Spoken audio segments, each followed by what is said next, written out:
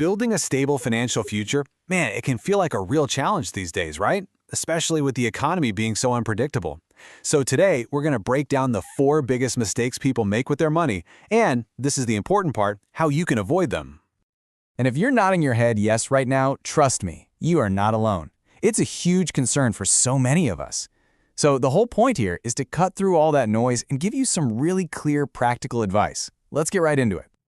Okay, so here's the good news. Getting your finances in order isn't about being perfect at 1,000 different things. Not at all. It's actually more about just avoiding a few big pitfalls. And that's what we're focusing on today. These 4 key mistakes that, if you can sidestep them, can totally change the game for your financial future. All right, first up, mistake number 1. This is a big one for a lot of people, getting into debt without a real strategy.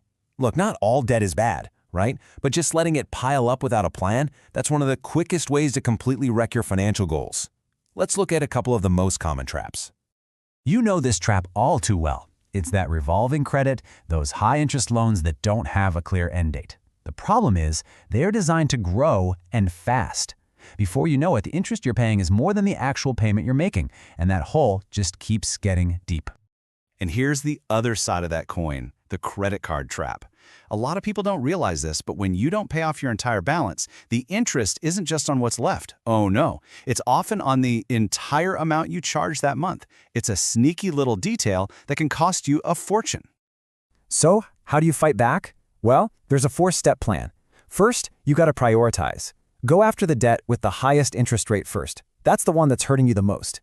They call it the avalanche method, because once you knock that one out, you have more money to throw at the next one, and it just builds momentum.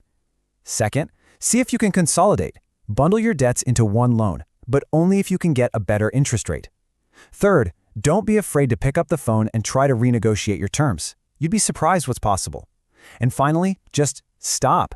Stop taking on new credit until you've got things under control. Okay, on to mistake number 2. This one is way more sneaky. It's a silent killer for your savings. Underestimating inflation. I love this idea of invisible erosion. Think of it this way.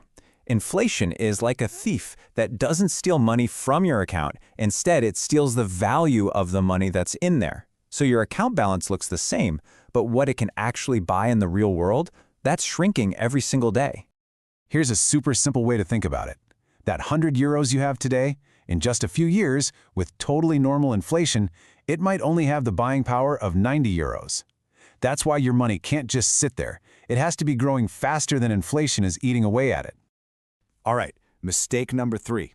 And this one ties right back to that debt problem we talked about. It's neglecting to have an emergency fund. Because what happens when life throws you a curveball? If you don't have that cash cushion, you're forced to reach for a credit card. And boom, you're right back in that high-interest debt trap. So what's the magic number?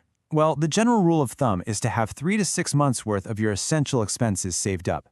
We're talking the absolute must-pays. Your housing, your bills, food, getting to work, that kind of stuff. And listen, this is absolutely crucial. This is not investment money. Do not put your emergency fund into stocks or anything you can't get to immediately. The whole point is that it needs to be liquid, like in a savings account where you can grab it today. When your car dies, you can't wait a week for your stocks to sell, right? You need that cash now. Okay, so you've tackled your debt, you've built your emergency fund. What's next? This is where our 4th and final mistake comes in, investing impulsively. We're talking about chasing that hot stock tip you heard about, or, putting all your eggs in one basket. And I get it. The all-or-nothing approach is so tempting. You hear these crazy stories about someone who got rich overnight on some random investment. But putting all your cash into one thing, one stock, one crypto, whatever it is just asking for trouble. It makes you incredibly vulnerable. If that one thing goes south, you're toast. So what's the smart move? It's diversification. All that means is spreading your money around. You put some in stocks, some in bonds, maybe some in real estate. The idea is simple. They're not all going to go up or down at the same time. So when one part of your portfolio is having a bad year, another part might be doing great, which smooths out the ride and leads to much more stable growth over the long run. Okay, let's wrap this up with a quick recap. 4 simple rules, really. Rule 1, get a handle on your debt by attacking the high-interest stuff first. Rule 2, beat inflation by investing your money so it can grow. Rule 3, build that safety net, a 3 to 6 month emergency fund. And Rule 4, Invest smart by spreading your bets and diversifying. Look, hearing all this is one thing, but it's only powerful if you actually do something.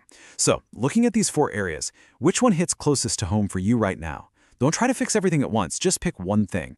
Maybe it's setting up an automatic savings transfer. Maybe it's making one extra payment on that credit card.